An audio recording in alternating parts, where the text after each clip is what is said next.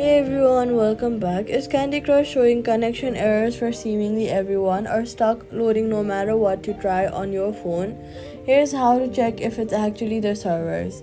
First, open Safari or Google and then search Candy Crush Down or Candy Crush server status and check a live outage tracker or King's official social media accounts for any reports of widespread server issues with tens of millions of players across mobile, Facebook, and other platforms. A real King server outage tends to get reported quickly and widely.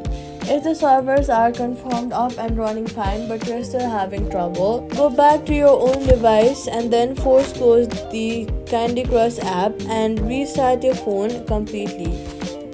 Once you restart your phone, reopen the app after that, since individual connection issues get mistaken for server-wide problems really often.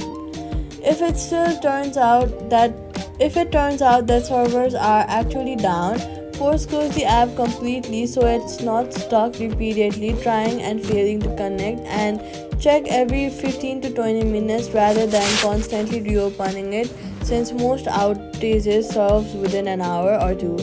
So all you gotta do is check a server status tracker first. If it's not confirmed down, force close and check back later. If the servers are fine, restart your device instead, and that's it. Subscribe.